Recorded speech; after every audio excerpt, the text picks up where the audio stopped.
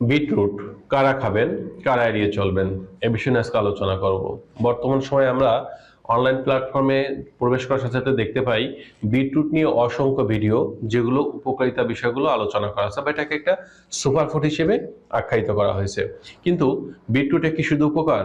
শুধু উপকার না, এর মধ্যে কিছু অপকারিতাও আছে। আপনি যখন বিটরুট খাবেন তখন অবশ্যই আপনার উপকারিতা অপকারিতা ভালো মন্দ দুইটাই কিন্তু জেনে খাওয়া উচিত, তাহলেই কেবলমাত্র উপকারিতা পেতে পারবো। বিটরুট আসলে এটা আমাদের যখন খাই তখন আমাদের শরীরে কিন্তু রক্তচাপ কমাতে সাহায্য করে।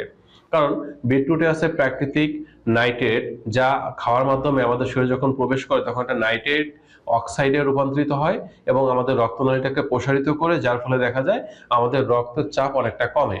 কিন্তু যার রক্তের চাপ আগের থেকে কম, যারা এমনিতে লো ব্লাড প্রেশারে থাকেন, তারা যখন বিটরুট খাবেন তখন তাদের প্রেশারটা কিন্তু আরো লো হয়ে যাবে এবং তারা কিন্তু তখন অস্থিরতা, বমি ভাব বা আনইজি এটা কিন্তু অনুভব করবেন, বা তাদের রক্তের চাপ অনেকটা কমে যেয়ে বড় ধরনের বিপদও ঘটতে পারে।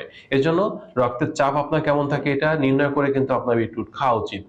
আবার অনেকে দেখা যাচ্ছে রক্ত শূন্যতা থাকে, তো রক্ত শূন্যতা প্রতিরোধ করতে কিন্তু এটা কাজ করে, কারণ এতে আছে আয়রন এবং ফলেট, যেটা আমাদের শরীরে হিমোগ্লোবিন তৈরিতে সাহায্য করে। এখন বিষয়টা হচ্ছে, যদি রক্তের চাপ আপনার এমনিতে বেশি থাকে বা শরীরে রক্ত যদি পর্যাপ্ত থাকে, আপনি এটা খেলে কিন্তু আপনার রক্তের চাপ আরো বেড়ে যাবে, তখন কিন্তু আপনার উচ্চ রক্তচাপের সমস্যা দেখা দিতে পারে। এজন্য এটাও কিন্তু আপনার হিসাব করে খেতে হবে। আবার এটা খেলে কিন্তু আপনার এটাও সত্যি যে শক্তি এবং সহনশীলতা বৃদ্ধি পায়, হজম শক্তি বৃদ্ধি করে, এবং অনেকে দেখা যায় লিভার বা তাদের হৃদস্বাস্থ্য ভালো রাখার জন্য উপকারিতার দিকে চিন্তা করে তারা বিটরুট খেয়ে থাকেন। এটা খেলে আপনার এর মধ্যে আছে অ্যান্টিঅক্সিডেন্ট, যেমন বিটালাইন। এটা আপনার লিভারটাকে ডিটক্স করতে কাজ করে এবং আপনার হৃদস্বাস্থ্যটাকে ভালো রাখতে কিন্তু সাহায্য করে। এটা কিন্তু সত্য। কিন্তু এটাও কিন্তু আপনার ভুল গেলে চলবে না যে যাদের থার্ড গ্রেড ফ্যাটি লিভারে যারা আক্রান্ত, তারা এটা খেলে কিন্তু তাদের সমস্যাটা বেড়ে যাবে। অর্থাৎ আপনার লিভার যদি সুস্থ রাখতে চান বা সুস্থ থাকে, কোনো ধরনের সমস্যা না থাকে, সেক্ষেত্রে কিন্তু এটা ডিটক্স করবে। কিন্তু যদি থার্ড গ্রেড ফ্যাটি লিভার থাকে তখন কিন্তু এটা আরো বৃদ্ধি করবে। এজন্য এই ধরনের সমস্যা আছে কিনা সেটা কিন্তু হিসাব করে আমাদের খেতে হবে। অনেকে দেখা যায় যে আমরা ত্বকের উজ্জ্বলতা বৃদ্ধি করার জন্য, ত্বক এবং চুল ভালো রাখার জন্য আমরা কিন্তু এটা খেয়ে থাকি। এখানে ভিটামিন সি এবং অ্যান্টিঅক্সিডেন্ট আছে, যেটা আমাদের ত্বক এবং চুল ভালো রাখতে কাজ করে বা আমাদের শরীরটাকে ডিটক্স করে।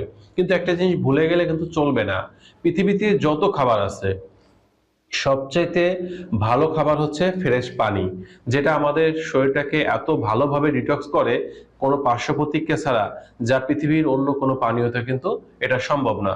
এজন্য যে শুধু এটা খেয়ে ডিটক্স করতে হবে সেটা এমন না। আপনি কিন্তু আহ প্রতিদিন গড়ে 2 থেকে 2.5 লিটার বা 3 লিটার ফ্রেশ পানি খাচ্ছেন কিনা সেটাও কিন্তু আপনার নির্ণয় করাটা খুবই গুরুত্বপূর্ণ। অনেকে দেখা যায় এটা সুপারফুড হিসেবে গ্রহণ করে, তারা শুধু এটা খেয়েই তাদের শরীরের সকল সমস্যা দূর করতে চান। এটা বোকামি ছাড়া আর কিছু না।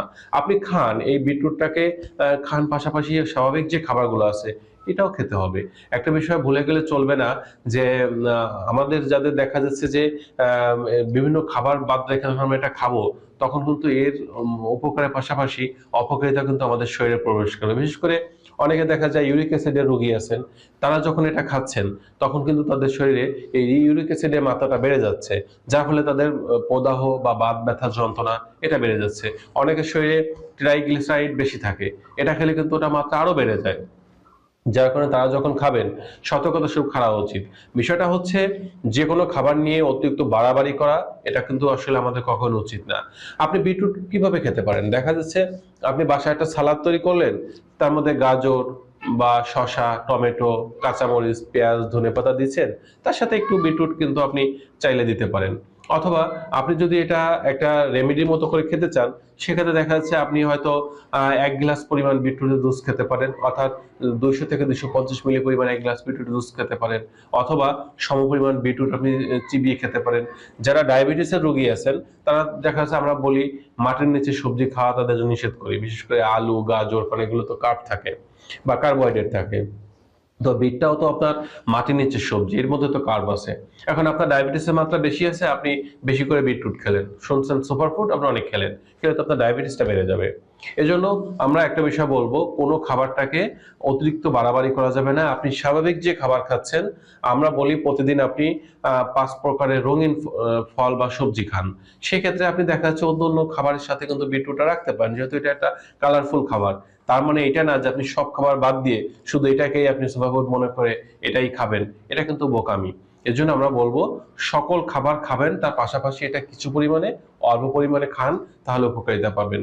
এটা নিয়ে জন্য বেশি বাড়াবাড়ি না করি বা শুধুমাত্র বিটরুট খেয়ে যেন সকল সমস্যার সমাধান না করি, এদিকটা লক্ষ্য রাখতে হবে। তো বন্ধুরা, এই ছিল আজকের বিষয়। স্বাস্থ্য বিষয়ক তথ্য বা পরামর্শ পাওয়ার জন্য কমেন্ট করতে পারেন। সকলে ভালো থাকবেন। আজ এ পর্যন্ত।